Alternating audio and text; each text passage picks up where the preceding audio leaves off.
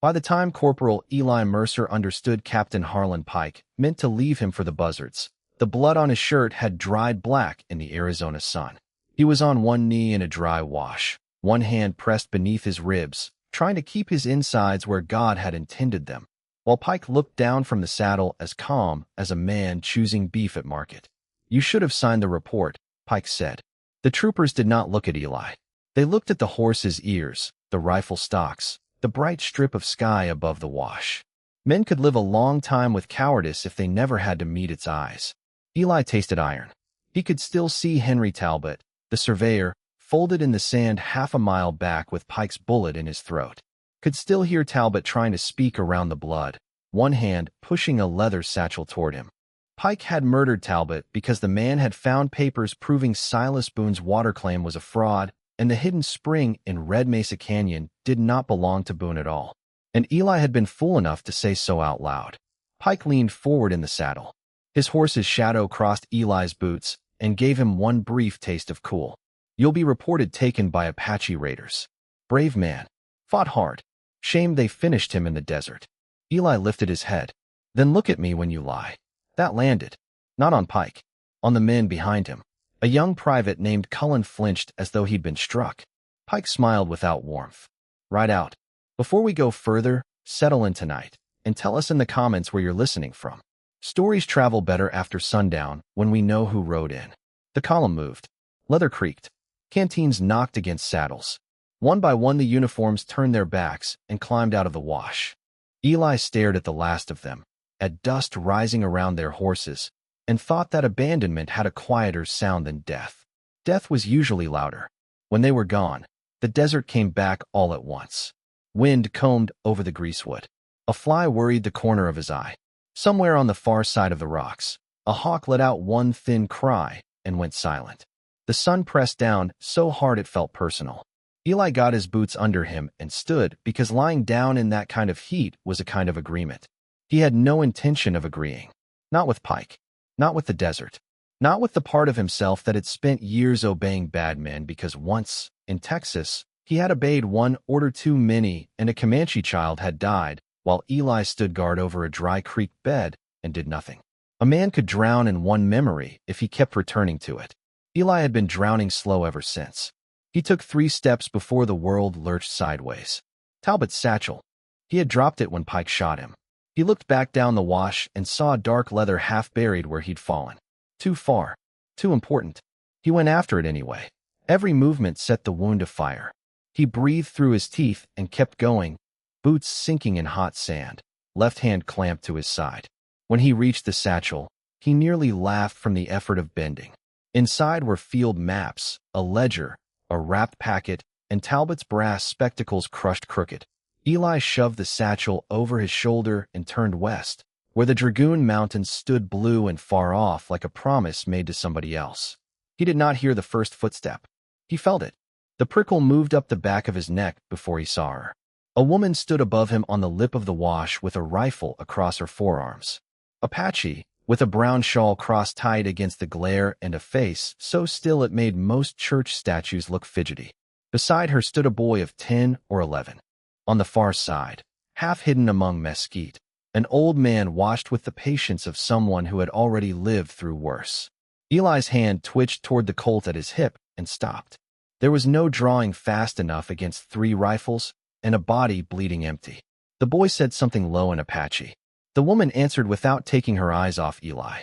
Then she stepped down into the wash, came close enough to see the blue coat, the blood, the satchel, and the army-issue boots, and her jaw hardened. Not fear. Disgust. Eli knew that look. He had worn its cause. "You ought to leave me," he said. Her gaze dropped to the wound at his side. Maybe. Her English had a desert roughness to it. Clean. Spare. The old man came down next. He carried no hurry in him. He crouched, peeled Eli's hand away from the wound, and let out a sound through his nose that meant the bullet had gone through clean, but left a devil's worth of damage behind. He looked up at the woman. "He gave Neyo water," the boy said. Eli blinked. Then he remembered. 2 days earlier Pike's patrol had stopped the boy and old man on the trail, tied them in the shade of a wagon, and Eli had uncapped his own canteen and tipped it to the boy's mouth when Pike turned away. A small thing. The smallest thing in the world. The woman looked at her son, then at Eli. The stillness in her face shifted, just enough to let pain show through it like old fire under ash. If he dies, she said, he dies somewhere with shade. He woke after dark to the smell of mesquite smoke and crushed sage. For a few seconds he did not know where he was. The roof above him was brush and ocotillo cane. The ground under his blanket was packed dirt. His side felt as though a mule had kicked through him, but the bleeding had stopped. A clay bowl sat beside him. From somewhere close came the small, careful sound of a child trying not to cry. Eli turned his head. The woman sat near the fire grinding something in a stone bowl. The old man fed rabbit to the boy, one wrist wrapped in cloth and his face turned stubbornly away from tears. The woman looked up and found Eli awake. "Drink," she said. He did. The water tasted faintly of mineral and cool stone. Spring water. That surprised him enough to cut through the pain. In that country, a spring hidden from army maps was worth more than gold or cattle. It explained Boone. It explained Pike. It explained Talbot dying with papers in his hand. The woman must have read something in Eli's face, because hers went flat again. "You know now," she said. "About the spring? About why they came." The old man settled back on his heels. "My daughter is Tala," he said. "The boy is Neyo. I am Josan." Eli gave his name. Josan nodded like he had suspected it already. Tala set aside the bowl and brought over a folded rag that smelled sharply of grease and wild onion. When she knelt beside him, he saw how tired she was. Not that day's tired. The deeper kind people carried after burying somebody they had expected to grow old beside. She unwound the bandage from his side. Eli hissed before he could stop himself. "That bad?" she asked. "I've had friendlier welcomes." "You are alive enough to complain. That is encouraging." There was no smile with it, but there was the first hint she remembered such a thing existed. He looked toward Neyo. "What happened to his wrist?" "Your captain happened," Tala said. "That was all."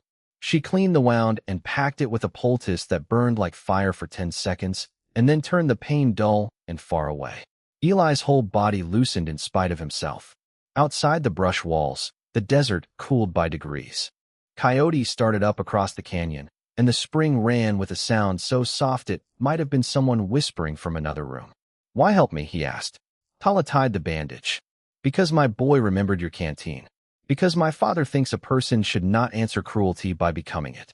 Because once I had a husband who believed that if you save one life, the world notices." The last line came out brittle, as if she no longer believed it herself. "What happened to him?" Josan looked into the fire. Tala finished the knot and sat back. "Captain Pike shot him in front of me," she said. "Then he told the fort my husband stole army horses and ran for the hills." Men nod easier when a lie flatters what they already think. The fire popped. Neyo did not look up from the rabbit bones in his lap. Eli felt the old shame come alive in him, hot as the fever trying to take hold. He had seen Pike's kind before, men who mistook other people's silence for permission and wore the mistake like a medal. "Sleep," Tala said. "Tomorrow you can decide whether to die or become useful." It took him 6 days to stand long enough to walk to the spring. It lay under a bend of stone where cottonwoods had no business growing, and yet grew anyway, their leaves flickering silver green against red rock. The water came clear from a seam in the canyon wall and fell into a basin edged with deer tracks and boot prints. A person could build a life around that kind of water. That was the trouble. Eli stood with one hand on a cottonwood trunk, dizzy with weakness, while Tala filled jars beside him. She had stopped treating him like a snake she had agreed not to shoot and moved on to treating him like weather. Inconvenient, present, occasionally useful. Neyo liked him faster. Eli whittled him a small horse from mesquite root and showed him how to sight along a sling made of twisted rawhide. Josan, who spoke little unless he had something worth spending words on, taught Eli how to find the dark seam that told where runoff would cut after a storm and how to listen for quail going quiet all at once. There were worse schools than old age and the desert. One afternoon Tala returned from the trail with flour, coffee, and news. A widow named Mrs. Vega kept a store 2 canyons over and asked few questions when paid in hides and labor. She had heard in town that Captain Pike reported Corporal Mercer dead, taken by Apaches while trying to save property. Boone had repeated the story between Wilcox and the rail stop. Dead witnesses were easier company. Eli was mending harness under the shade lean-to. At that, his hands went still. Then Pike thinks he's buried me, he said. For now. Good. Tala looked at him for a long second. That is not the word most men would use. Most men haven't had the chance to choose the moment they return. She set down the flour sack. Return for what? He reached for Talbot's satchel, which he had kept close even in fever. The oilcloth packet lay inside, still tied. He opened it on the table between them. Inside were copies of survey plats, a bill of sale, and a statement signed by Henry Talbot before a notary in Tucson. Talbot had surveyed Red Mesa Canyon for a legal water registry. The spring did not sit on Boone's land at all. Boone had altered boundary markers, then paid Pike out of Army transport money to drive off anyone who could contest the theft. Tala's husband, Tomas, had witnessed the false markers. 2 days later he was dead. Tala read slowly, finger under the lines. When she reached her husband's name, the air changed around her. He kept this? She asked. Looks like Talbot knew Boone might try something. Eli tapped the signed statement. And now Pike murdered a federal surveyor to bury it. Josan stepped in from the yard and listened without interrupting. When Eli finished, the old man spat into the dust. So the rich man wanted water, and the soldier wanted rich man money, he said. That is never a news story. Tala folded the papers back with careful hands. We take these to the post. To the commander, not Pike. Eli nodded. That's the right road. She studied him. Then why are you wearing that look? Because the right road ran through Wilcox, where Boone owned half the trade and Pike had the other half frightened. Because the post commander would listen to a corporal over a captain only if the corporal arrived alive and with proof Pike could not seize on the road. Because riding away from Red Mesa would mean leaving Tala, Neyo, and Josan exposed the minute Boone learned the papers still existed. Because safety and decency were headed in opposite directions again, and Eli was sick to death of choosing safety first. Because once we move, he said, they move too. That evening the four of them sat around the fire with beans thickening in the pot and the smell of coffee lifting in the still air. Neyo had fallen asleep against Josan's knee. Tala was patching Eli's shirt where the cloth had torn dry around the blood. You could leave tonight, she said without looking at him. Take the papers. Find the post. Say nothing about us. It was a mercy, the kind given by people who had learned not to expect any in return. Eli watched the fire settle inward on itself. He thought of Pike's face above him in the wash. Thought of Tomas dying in front of his wife. Thought of the child in Texas, lips cracked white, while Eli stood where obedience had put him. I could, he said. Tala's needle flashed in the firelight. And he met her eyes. And I won't. Josan gave one short nod, as if some wager with the world had just been settled. Tala did not thank him. People like her had buried too many promises to waste flowers on one still breathing. But her shoulders lowered a fraction, and that meant more. Later, while Josan carried Neyo to bed, Tala sat on the threshold with the mended shirt in her lap, and the stars spread thick over the canyon mouth. Why? She asked quietly. Eli leaned against the post. Night brought out the smell of wet stone from the spring and the faint sweetness of blooming datura somewhere down the wash. Because a man can spend half a life kneeling to the wrong thing and still stand up before supper, he said.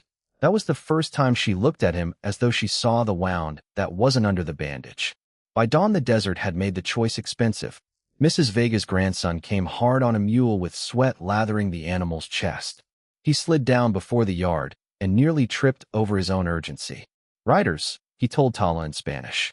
6 from Boone's ranch, for cavalry. They were at the store before daylight asking after flour, coffee, rabbit hides. Asking if anyone had seen an Apache woman with a boy and an old man. Eli was already on his feet, rifle in hand. Josan took the papers. Tala took Neyo. Mrs. Vega's grandson stared from the blue coat to the Apache family and back again like the world had come loose on one hinge. Eli caught his shoulder. Listen to me. Ride to the telegraph at Wilcox. Ask for Major Whitaker at Fort Bowie. Tell him Corporal Eli Mercer is alive and Captain Pike murdered Henry Talbot. Tell him Pike is riding to Red Mesa Canyon for stolen Army property and false survey papers. Can you remember that? The boy swallowed. Yes. Say it back. He did. Good enough. When the mule had gone, Tala slung a rifle over her shoulder and tied back her hair. You told him too much if he is caught. I told him enough if he gets through.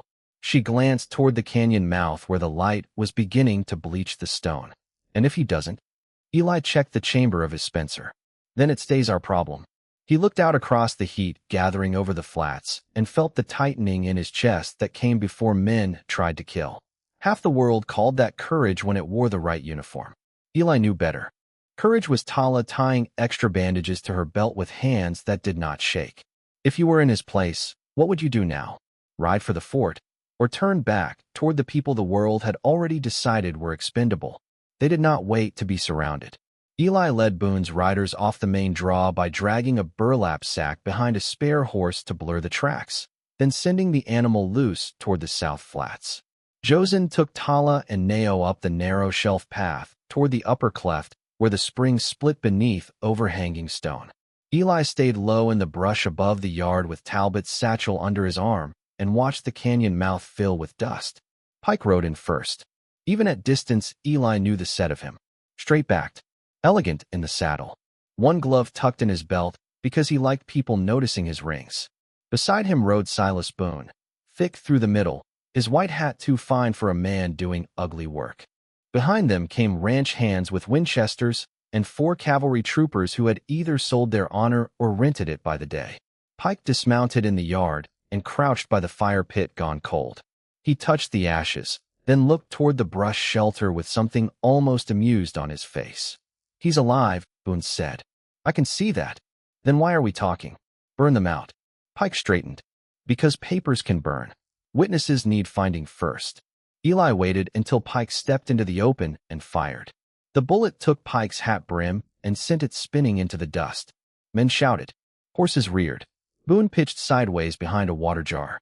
Eli rolled from his position before the first return shots shredded the mesquite where he had been. Sand spat his face. He dropped into the wash, ran bent double, and climbed the far bank while bullets chewed bark over his head. Short bursts. No wasted motion. That was how Josan had taught him to move in rock country. The old man had said the desert punished panic faster than any rifleman. Eli cut left through a slot between boulders and heard Pike bellow for 2 men to take the shelf trail. Good. Let them funnel where Tala wanted them. The first ranch hand hit the narrow path at a run and went down with a cry when his foot landed on the loose scree Neyo had scattered there at dawn. He slid 10 feet and struck the wall hard enough to drop the Winchester. The second man bent to haul him up. Tala fired once from above. The man's hat jumped from his head, and he threw himself flat, cursing. Boone's men lost their appetite for climbing after that. Pike did not. He came on with 2 troopers, smart enough to spread out and hold his fire until he had a target worth the shot. Eli saw him angling for the upper cleft and understood at once. Pike remembered the water. Not the people. The water. Eli beat him there by cutting across a goat path Josan had shown him the day before. He dropped behind a stone lip as Pike entered the cleft below. Mercer, Pike called. His voice came up clean and pleasant, carrying off rock as if they were discussing whether on parade. This ends badly for you no matter where you kneel. Save yourself the crawl. Eli sighted down and saw Boone farther back, sweating and angry, one hand pressed to his side where he had taken a glancing cut from flying stone. Not enough. Not yet. Funny, Eli called. I was about to offer you the same kindness. Pike smiled then, a small flash of teeth under the stripped edge of his hat. You think the post will choose a corporal over a captain? Over Boone. There are men in Tucson who eat off his table. Men in uniform, too. Then I suppose I'll bring more than my word. Pike's expression changed. Just a little. He had heard the satchel in that. He lunged for cover the instant Eli fired. The bullet smashed rock where Pike's shoulder had been, and the cleft exploded into echoes. Troopers answered from both sides. Chips stung Eli's cheek. He crawled backward toward the split in the stone where Tala and the others waited. When he reached them, Neyo was pale but steady, clutching extra cartridges in both fists. Josan had blood on his sleeve that was not his own. Tala's mouth tightened when she saw Eli's face. How close? Close enough to smell Boone's cologne. Josan took the satchel from Eli and shoved it toward Tala. If he gets through, you run north with the papers. Tala's head snapped. No. Yes. I am not leaving you here. You are if I say so. The canyon boomed with another shot. Dust rained down from the ledge overhead. Neyo flinched and then hated himself for it. Eli checked the rounds left in his Spencer and saw the count for what it was. Not enough for a long argument with rich men. Then the revelation arrived the way many of them do, hidden in something ordinary. Talbot's ledger had slipped halfway from the satchel. A folded page, loose between the leaves, showed a penciled note Eli had not seen before because blood had glued the paper shut. He yanked it free. Talbot had written one final record in a trembling hand. Boone had stored stolen army carbines in the abandoned lime kiln on his south range, intending to sell them across the border after Pike reported them taken in an Apache raid. Talbot had witnessed Pike sign the transport papers himself. There it was. Not just land theft. Not just murder. Army arms stolen and sold for cash. No commander alive could swallow that. Eli looked at Tala. She saw the change in his face and understood without reading a word. "We don't just have their lie," he said. "We have the rope for their hanging." Below them, Pike shouted for fire. Boone's ranch hands shoved dry brush into the mouth of the lower cleft and touched it off. Smoke crawled upward first, then flames, greedy and bright, in the narrow stone. Heat hit like an opening oven. Neyo coughed. Josan pulled a wet cloth over the boy's mouth and pointed toward a crack in the rear wall barely wide enough for a thin man sideways. "Old flood channel," he said. "Goes up, then down. Hard climb. Comes out above the north wash." "Can you make it?" Eli asked. The old man gave him a look fit for foolish children. "Can you?" The climb tore skin off Eli's palms and reopened half his wound. Smoke chased them into the rock throat while stone scraped shoulders raw. Behind them, Boone's men hooped, thinking fire had done the work. Ahead there was only blackness, heat, and Neyo breathing too fast. Then a rifle cracked outside the passage mouth they were aiming for, and Josan jerked. For one sick instant, Eli thought the old man had been hit through the rock. But Josan only grabbed the wall, teeth bared against pain. The bullet had sliced his upper arm as it ricocheted in. They spilled out into the north wash one by one into blinding light, and found Pike already there, having guessed the channel and ridden around. He sat his horse 20 yards off with his revolver leveled steady, dust moving around the animal's legs like pale smoke. Boone came up behind him, panting, rifle wavering. 2 troopers fanned left. Tala pushed Neyo behind her. Eli raised the Spencer, though he knew Pike had the first clean shot. Pike's smile was weary now, almost regretful. "I did hope you'd stay buried, Mercer." The world narrowed to gunmetal and breath and the slow drip of blood from Eli's fingers into the sand. Eli saw the damp ring beneath Pike's horse and remembered Josan's warning. Never trust crusted sand over a hidden seep. "You always did choose stolen ground," he said, and fired not at Pike, but at the bank behind him. The shot broke the lip of wet earth. Sand collapsed. Pike's horse went down screaming and threw him hard. Eli hit the ground running. Boone swung his rifle toward Tala, but Neyo's sling stone cracked against Boone's temple and bought her half a heartbeat. She used it, the rifle, but smashed Boone's mouth and dropped him to his knees. "That is for Tomas," she said. Pike clawed for his revolver. Eli drove a boot onto his wrist and pressed Pike's own gun under his chin. The 2 troopers still standing looked from their captain to the mouth of the wash, where Private Cullen rode in beside Major Whitaker and men from Fort Bowie. "Don't," Eli said. This time the word carried. Weeks later, Boone sat in irons. The stolen carbines came out of the lime kiln one by one, and Pike waited for a court-martial that ended exactly where men like him imagine it never will. Red Mesa's spring was entered in the registry under Tala's family name. No one challenged it twice. One evening, while the last bandage came off Eli's side, Tala touched the scar with careful fingers. He covered her hand and said, "Hard ground grows the truest things." She looked at him a long moment, then leaned her forehead to his and answered, "Then stay. If this story is moving you, you are exactly who we wrote it for." A like and a subscribe tells us to keep bringing stories home. By first frost, Eli had built a cottonwood gate beside Tala's house, and Neyo had carved all 4 of their initials into the post. Years later, children laughed in the basin while Tala stood in the shade with her hand in Eli's, and the cottonwood leaves turned silver above the water nobody would ever steal again. Next time, we'll tell the story of a deaf seamstress sent west in disgrace, and the widowed marshal who learned to listen before he ever learned her name.